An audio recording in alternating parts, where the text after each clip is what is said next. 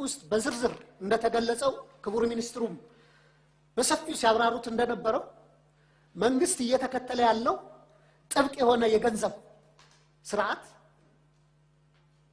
የዋጋ ንረት እንዲቀንስ አድርጓል። በርካታ የማክሮ ኢኮኖሚ የፖሊሲ ዓላማዎችን አሳክቷል የሚል ተገልጿል። የኔ ግምገማ ወይም የኔ ግንዛቤ ከዚያ የተለየ ነው።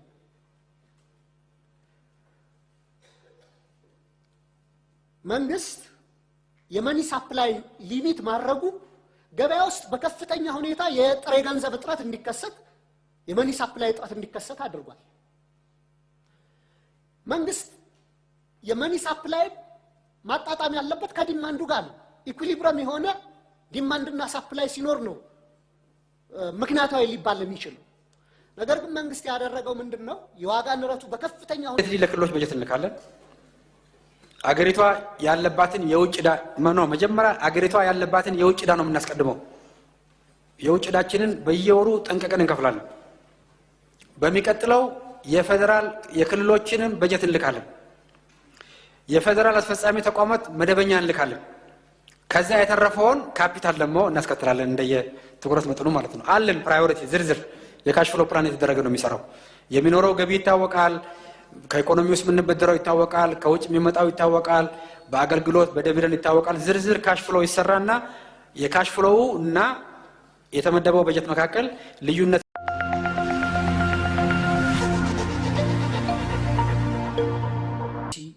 ይሆናሉ። አንዳንዶቹ ደግሞ ከዝርዝር በጀቱ ጋር ተያይዘው የሚነሱ ሊሆኑ ይችላሉ። አንደኛው ጉዳይ በሌሎች ተናጋሪዎችም ተነስቷል፣ ግን አጽንኦት ለመስጠት ነው።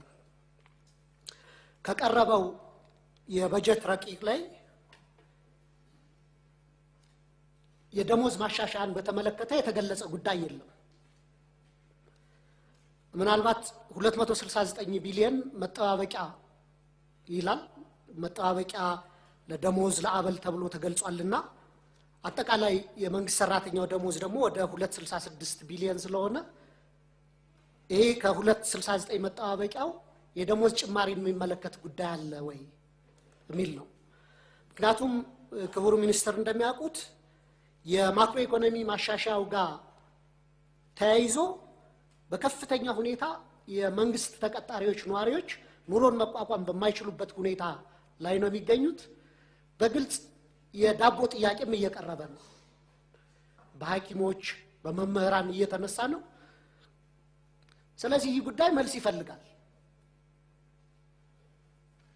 ሐኪሞች ወይም ሌሎች የመንግስት ሰራተኞች እያነሱት ያለ ጥያቄ የቅንጦት ጥያቄ አይደለም። ክቡር ሚኒስትር በመሰረታዊነት የመንግስትን ስራ ለመስራት የቤት ኪራይ ከፍለው ልጆቻቸውን መግበው ልጆቻቸውን ትምህርት ቤት ልከው የሚኖሩበት ሚኒመም የሆነ ተመጣጣኝ የሆነ የደሞዝ ጥያቄ ነው። ስለዚህ መንግስት ይህን ጉዳይ ትኩረት ሰጥቶ በበጀት ረቂቁ ውስጥ ሳያካትት መምጣቱ አስገርሞኛል እና በዚህ ጉዳይ ማብራሪያ ቢሰጥ ነው። ሁለተኛው በዚህ ዓመት ይጣላሉ ተብሎ በቀጣይ ዓመት ይጣላሉ ተብሎ የታሰቡ አዳዲስ የታክስ አይነቶች አሉ። ባለፈው ዓመት አንዳንዶቻችን እየተቃወምናቸውም ቢሆን የተጣሉ የታክስ አይነቶች በቀጥታ ለኑሮ ውድነትና ለዋጋ ንረት እያጋለጡ እንደሆነ በግልጽ ተመላክቷል። ለምሳሌ በእንስሳት መኖ ላይ የተጣለው የተጨማሪ እሴት ታክስ ይህንን ስንቃወም ነበር እዚህ ምክር ቤት። እንዴት ወደ ዋጋ ንረት ትራንስሌት አረገ ወደ ዋጋ ውድነት ትራንስሌት አረገ ሲባል የሌማት ትሩፋት አለ በሚባልበት ሀገር 1.6 ቢሊዮን በላይ እንቁላል እያበረትን ነው በሚባልበት ሀገር አንድ እንቁላል 23 ብር እንዲደርስ አድርጓል። በቀጣይም በነዳጅ ላይ ተጨማሪ እሴት ታክስና የኤክሳይዝ ታክስ እንደሚጣል እንዲሁም የነዳጅ ተሽከርካሪዎች ዝውውር ታክስም ኢንትሮዲዩስ እንደሚደረግ ተገልጿልና ይህ ጉዳይ በቀጥታ አሁንም የኑሮ ውድነቱ የሚያባብስ ነው። ክቡር ሚኒስትር በጣም ግራ ያጋባኝና ለኔ በተወሰነ ደረጃ አስቂኝም ሆኖ ያየሁት ደግሞ ከነዳጅ የሚሰበሰበው ተጨማሪ እሴት ታክስና ኤክሳይዝ ታክስ በመደበኛ በጀት ውስጥ ተካቶ ለነዳጅ ድጎማ ይውላል ይላል ማብራሪያው ላይ። ምን አይነት ጨዋታ ነው ይሄ? ማለት በቀላል እኮ ታክሱን አለመሰብሰብ ይቻላል አይደል? ዋጋው እንዳይጨምር እና አመክንዮው ትንሽ ግልጽ አይደለም። ሌላ ጥያቄም ሲያነሱት ነበርና ይገባኛል መንግስት በተቻለ መጠን ወጪዎቹን በገቢ ለመሸፈን ጥረት ያደረገ እንደሆነ እረዳለሁ። ግን ደግሞ ምን ጥላቸው ታክሶች እና ከታክስም በተጨማሪ ታክስ ነክ ያልሆኑ ገቢዎች በርካታ መስሪያ ቤቶች ላይ ከፍተኛ የሆነ ጭማሪ የአገልግሎት ጭማሪ ተደርጓል። እነዚህ ተደራራቢ ታክሶችና የአገልግሎት ክፍያዎች ምን ያክል የማህበረሰባችን የመክፈል አቅም መሰረት ያደረጉ ነው የሚለው ነገር መጠናት አለበት ብዬ አስባለሁ። በዚህ ላይም ክቡር ሚኒስትሩ ማብራሪያ እንዲሰጡ ፈልጋለሁ። ሌላው ጉዳይ ዘንድሮም ልክ እንዳምናና ታቻምናው ሁሉ አዳዲስ የካፒታል ፕሮጀክቶች እንደሌሉና የመንግስት መሰረታዊ ትኩረት የተጀመሩ ፕሮጀክቶችን ማጠናቀቅ ላይ እንደሆነ ተገልጿል። ኦልሞስት 3ኛ ዓመታችን መሰለኛ አሁን ትኩረታችን የተጀመሩትን ነው ምንጨርስ እንጂ አዳዲስ ፕሮጀክቶች አንይዝም ይባላል። ልክ ነው፣ የተጀመሩ ፕሮጀክቶች ማለቅ አለባቸው። ነገር ግን መንግስት የተጀመሩ ፕሮጀክቶችን በማጠናቀቅ ስም አዳዲስ ፕሮጀክቶችን መተግበር የሚያቆመው እስከ መቼ ድረስ ነው? አዲስ መንገድ፣ አዲስ የፍጥነት መንገድ፣ አዲስ ሆስፒታል፣ አዲስ ግድብ፣ አዲስ ዩኒቨርሲቲ፣ አዲስ ባቡር፣ አዲስ ኮንዶሚኒየም ቤቶች፣ መኖሪያ የጋራ መኖሪያ ቤቶች መስራት ምን ጀምረው መቼ ነው? ለነዚህ በቂ በጀት ምን ጀምረውስ መቼ ነው? አንደኛው እሱ ነው። ሁለተኛ ለተጀመሩ ፕሮጀክቶችም ለማስጨረሻ ተብሎ የሚመደበው በጀት በቂ አይደለም። ክቡር ሚኒስትር ከጥቂት ወራት በፊት የቆላና መስኖ ሚኒስትር ሪፖርት እያቀረቡ ነበር ለፓርላማ። በሪፖርታቸው የገለጹት ምንድነው? ለምሳሌ በዚህ ዓመት ቆላና መስኖ ሚኒስትር ያሉ ፕሮጀክቶችን ለመጨረስ 40 ቢሊዮን ብር ያስፈልገኝ ነበር፣ የተመደበልኝ ግን 8 ቢሊዮን ነው ብሎ ነው የገለጸው። ዘንድሮም ካለው የዋጋ ንረት አንፃር 13 ቢሊዮን ነው ለዚህ ሚኒስትር ለምሳሌ የተመደበው። መንገዶቻችን የሀገራችን መንገዶች በከፍተኛ ሁኔታ ያረጁ ናቸው። ከ20 ዓመት በላይ ያገለገሉ ናቸው። እነሱም በአዲስ ስለመስራት ወይም ስለመጠገን ምንም የተያዘ በጀት የለም። ለምሳሌ እኔ የተመረጥኩበት አካባቢ ከደብረ ማርቆስ መራዊና ከመራዊ ጎንደር በሁለት ሎት ከ25 ዓመት በፊት አካባቢ የተገነባ መንገድ ነበር። መንገዱ አርጅቶ ኦልሞስት አገልግሎት መስጠት በማይችልበት ደረጃ ላይ ነው ያለው። ከወልዲያ ማነው ከወረታ ወልዲያም በተመሳሳይ መንገድ የሱር ኮንስትራክሽን የሰራው ሽሮ ፈሰስ የሚባል አይነት መንገድ ነበር። ተበላሽቶ ኦልሞስት አገልግሎት መስጠት በማያስችል ደረጃ ነው ያለው። እነዚህን አይነት ትልልቅ አገር አገናኝ መንገዶች የሀገር አቀፍ አውራ ጎዳና መንገዶች በአዲስ የመስራት ወይ ቢያንስ ደረጃቸውን የጠበቀ ጥገና የማድረግ እንኳን በጀት እየተያዘ አይደለም በእነዚህ ዓመታት ውስጥ። እና እስከ መቼ ነው ይሄ ሊቀጥል የሚችለው? ትኩረቶቻችን አዳዲስ መሰረታዊ ለኢኮኖሚ ቫይታል የሆኑ ኢንፍራስትራክቸሮች ላይ ኢንቨስትመንት ማድረግ ምንችለው መቼ ነው የሚለው ሌላው ጥያቄ ነው። የፖሊሲ ጥያቄ በሪፖርቱ በበጀት ረቂቅ ውስጥ በዝርዝር እንደተገለጸው ክቡር ሚኒስትሩም በሰፊው ሲያብራሩት እንደነበረው መንግስት እየተከተለ ያለው ጥብቅ የሆነ የገንዘብ ስርዓት የዋጋ ንረት እንዲቀንስ አድርጓል። በርካታ የማክሮ ኢኮኖሚ የፖሊሲ ዓላማዎችን አሳክቷል የሚል ተገልጿል። የኔ ግምገማ ወይም የኔ ግንዛቤ ከዚያ የተለየ ነው።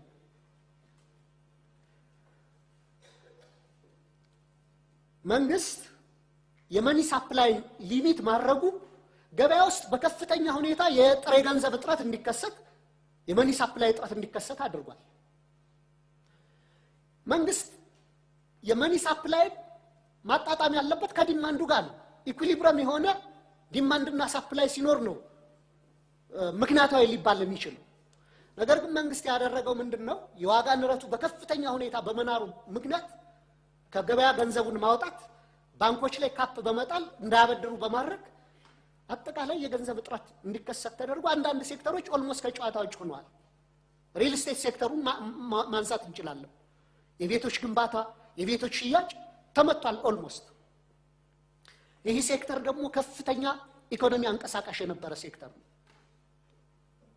ስለዚህ ፎር the mere sake of ኢንፍሌሽንን ለመቀነስና ኮንትሮል ለማድረግ ብቻ በከፍተኛ ሁኔታ የመኒ ሳፕላይን በመገደብ የገንዘብ እጥረት እንዲከሰት በማድረግ ብቻ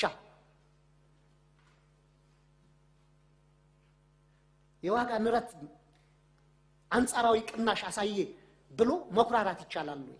ኦልሬዲ ለስራ ማስኬጃ ለኢንቨስትመንት የገንዘብ እጥረት ነጋዴው ከፍተኛ እጥረት ገጥሞት ከፍተኛ ችግር ውስጥ እንዲወድቅ ያደረገ የገንዘብ ፖሊሲ ውጤታማ ነው ወይ ተብሎ ሊቆጠር ይችላል ወይ የሚል ነው። ከዚሁ ጋር ተያይዞ የኢንፍሌሽን ጉዳይ የተከበሩ የምክር ቤት አባላት ግርታ ውስጥ ገብተው ያነሷቸው ነገሮች አሉ። በሱ ላይ ለምሳሌ 34% ከነበረበት አሁን 16 15 ወይ 14% ደረሰ ማለት ቤዚራችን ከባለፈው አመት ጋር ስናወዳድረው ነው እንጂ በፊት ከነበረው ከመነሻ አመቱ ጋር ሲወዳደር አይደለም። ይህ መገለጽ ነበረበት በሪፖርቱም በዚህ በበጀት ማብራሪያውም ላይ። ለምሳሌ 2014 ላይ 34% ጭማሪ ነበር ሲባል 2017ን ስናይ የ2014 2015 2016 2016ን ቤዝ አድርጎ ነው። ስለዚህ እነዚያ ጭማሪዎች አሉ ማለት ነው። አክቹአሊ ከመነሻ አመቱ ጋር ቤዚራችን 2010ን ብናረጋው በብዙ መቶ እጥፍ ነው የዋጋ ንረቱ የጨመረው ማለት ነውና እነዚህ አይነት ነገሮች ለምክር ቤቱ ግርታ እስኪፈጥሩ ድረስ ተሸፋፍነው መቅረብ የለባቸውም፣ በይፋ መገለጽ አለባቸው ነው። ሌላው ከነዳጅ እና ማዳበሪያ ድጎማ ጋር ተነስቶ ማብራሪያ ቀርቧል። ጥያቄ ምንድነው? ይህን ያክል ገንዘብ በብዙ መቶ ቢሊዮን ብር ለነዳጅና ለማዳበሪያ ድጎማ እያደረግነው የነዳጅና የማዳበሪያ ዋጋ ግን በየአመቱ እጥፍ ጭማሪዎችን ከማድረግ ሊታደገው አልቻለም። ይሄ ድጎማቸው በዓለም አቀፍ ገበያ ላይ ካየነው የነዳጅም ሆነ የማዳበሪያ ዋጋ ባለፉት 10 ዓመታት የተለየ ዋጋ ጭማሪ የለውም። በእርግጥ አንዳንድ ሳፕላይ ቼን ዲስራፕሽኖች ነበሩ። ያ በሌለበት ሁኔታ መንግስት የውጭ ምንዛሬን በነፃ ገበያ እንዲተገበር ከማድረጉ ጋር ተያይዞ የመጣው ጫና በስጋትም ስናነሳ የነበረው ጫና አሁንም መቋቋም ማንችለው የዋጋ ውድነት የሸቀጦች ዋጋ ውድነት እያደረሰ ነውና እንዴት ነው መቆጣጠር ምንችለው? ቢያንስ እስካሁን የተከሰተው ተከሰተ፣ እስካሁን የተፈጠረው ጉዳት ተፈጠረ። ከዚህ በኋላ ያለውንስ በየአመቱ በጥፍ ሁኔታ የማዳበሪያን የነዳጅንና ሌሎች መሰረታዊ ሸቀጦች እድገትን መቆጣጠር ምንችለው እንዴት ነው የሚለውን ማንሳት ፈልጋለሁ። በመጨረሻ አሁንም ቢሆን ለምሳሌ ለኢኮኖሚ ሴክተሮች ለማህበራዊ ሴክተሮች የተመደቡ በጀቶች በጣም ትንሽ ናቸው ከጠቅላላ በጀቱ አንፃር ሲታይ። ለጸጥታ ዘርፍ የመደብናቸው በጀት ደግሞ በመቶ ቢሊዮኖች ነው። ለመከላከያ፣ ለደህንነት፣ ለፌደራል ፖሊስ ለእንደዚህ። ጥያቄ ምንድነው? ካለፉት ጊዜያቶች ጋር ስናወዳደር ብዙ ሰው ይሄ እንደማይመቸው ይገባኛል። የኔ ፓርቲ ውስጥ ያሉ ሰዎች ጨምሮ ካለፉት መንግስት ጋር ከኢህአዴግ ጋር ሳወዳደር እሪ ያሉ የሚጮሁ ሰዎች እንዳሉ አውቃለሁ። ግን ደግሞ ኢህአዴግ ከደርግ ጋር ራሱን ሲያወዳድር እንደነበር ሁሉ ብልጽግናም ከኢህአዴግ ጋር ውጭ ከሌላ ጋር የምናወዳድርበት ቤዝ ስለሌለ ነው። ስለዚህ በኢህአዴግ ልማታዊ ይባለው የነበረ መንገድ፣ መብራት፣ እነዚህ ነገሮች ይሰራ የነበረ በጀቱም ለነዛ ከፍተኛ የነበረው አሁን ኦልሞስት ተገልብጦ ለጸጥታና ደህንነት ሴክተሮች ላይ ነው ከፍተኛ በጀት እየመደብ ነው ያለውና ሴኩሪታይዝድ የሆነ ስቴት አልሆነም ወይ? ይሄ ያን አያሳይም ወይ? ከልማት ወደ ሴኩሪታይዝድ የሆነ መንግስት አልተቀየረም ወይ ብልጽግና የሚለውን ሁለቱን በንጽጽር ማብራሪያ ቢሰጠኝ ለማለት ነው። በጣም አመሰግናለሁ። እዚህ ለክልሎች በጀት እንልካለን። አገሪቷ ያለባትን የውጭ ዕዳ መጀመሪያ አገሪቷ ያለባትን የውጭ ዕዳ ነው የምናስቀድመው። የውጭ ዕዳችንን በየወሩ ጠንቀቀን እንከፍላለን። በሚቀጥለው የፌደራል የክልሎችንን በጀት እንልካለን። የፌደራል አስፈጻሚ ተቋማት መደበኛ እንልካለን። ከዛ የተረፈውን ካፒታል ደግሞ እናስከትላለን እንደየ ትኩረት መጠኑ ማለት ነው። አለን ፕራዮሪቲ ዝርዝር የካሽ ፍሎ ፕላን የተደረገ ነው የሚሰራው። የሚኖረው ገቢ ይታወቃል። ከኢኮኖሚ ውስጥ የምንበደረው ይታወቃል። ከውጭ የሚመጣው ይታወቃል። በአገልግሎት በዲቪደንድ ይታወቃል። ዝርዝር ካሽ ፍሎ ይሰራና የካሽ ፍሎው እና የተመደበው በጀት መካከል ልዩነት ቢኖር ከሆነ ቅደም ተከተል እናወጣለን ማለት ነው። ስለዚህ 2 ወር 3 ወር ሊዘገይ ይችላል እንጂ ሁሉም መስሪያ ቤት የተመደበለትን በጀት በአብዛኛው ያገኛል። እንትን ነው ወደ ገንዘብ ሚኒስቴር ለማላከክ የሚያደርጉት ጥረት ነው። የተመደበላቸው በጀት ግን በቂ ነው ወይ? በቂ ላይሆን ይችላል። ስለዚህ በተመደበላቸው ልክ ስራቸውን ማብቃቃት ግን የነሱ ኃላፊነት ነው። አሁን ለምሳሌ መንገዶች ኮንትራክት የተሰጡ ስራዎች በአንድ ዓመት ውስጥ በመላ አገሪቷ ኮንትራክተሮች የሰሩት የስራ መጠንና የተመደበላቸው በጀት የኮንትራክተሮቹ የሰሩት ስራ ይበልጣል። ስለዚህ ይሄ ኮንትራክተር እንትኑ ምንድነው ባለው የፔመንት ሰርቲፊኬት ተደግፎ የሚመጣውና የተመደበላቸው በጀት መካከል ሁሉ ልዩነት አለ። ስለዚህ የተወሰነ ክፍያ ለወደፊት ይዘገያል። እየከፈል እየተገፋ ይሄዳል ማለት ነው። ይሄ እቅዱን ማስተካከል አለባቸው። ለዛ ነው መንገዶች አካባቢ ላይ ያልተጀመሩ ፕሮጀክቶች ላይ ተገቢ ጥያቄ ነው ያነሳችሁት እኮ። ያልተጀመረ አይደለም የተጀመሩትንም መጨረስ ራሱ ገና ብዙ ገንዘብ ያስፈልጋቸዋል። ብዙ አመታት ያስፈልጋቸዋል። ሲምፕል አይደለም ችግሩ። በደም ኢንተርኔት ማለት ሪሶርስ ሪያሊቲ ነው። ፍላጎት ኤክስፔክቴሽን ነው።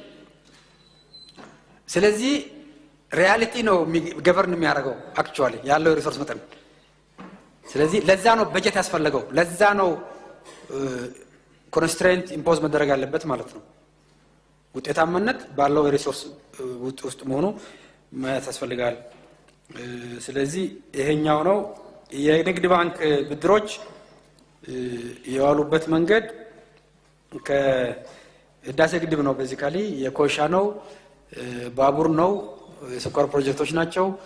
እነዚህ የተለያዩ የመንግስት ልማት ድርጅቶች የተበደሩት ናቸውና በዚህ አንፃር ሁሉም ፕሮጀክቶች አስፈላጊ የነበሩ በወቅቱ በመንግስትም ታምኖበት የተሰሩ በጣም አስፈላጊ የነበሩ ናቸው። ቤዚካሊ ከግለሰብ ተጠቃሚነት ጋር የተገናኘ ሳይሆን በዋነኛነት እነዚህ ሪተርን ኦን ኢንቨስትመንት እኮ ነው። የተበደርክለት ጉዳይ ካሽ ካላመነጨ ሞኔታሪ ካሽ ካላመነጨ ልትከፍል አትችልም ማለት ነው።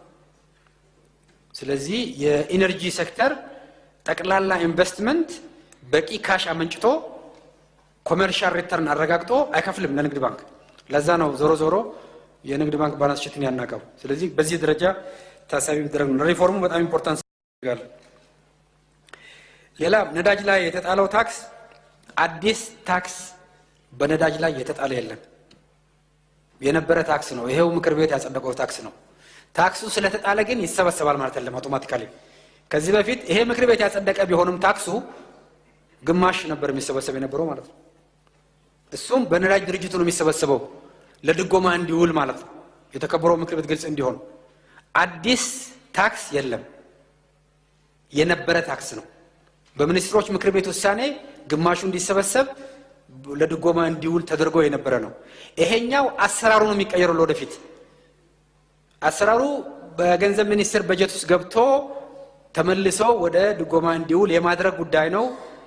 ሙሉ የመሰብሰቡ ጉዳይ እና የመሰብሰቡ ሂደት ከሚያስከትለው ዋጋ ጭማሪ ጋር ጥንቃቄ ተደርጎበት የሚሰራ ነው። የአሰራር ማስተካከል እንጂ አክቹዋል ዋጋ ጭማሪ የሚያስከትል ኢሚዲየት ውሳኔ የለም።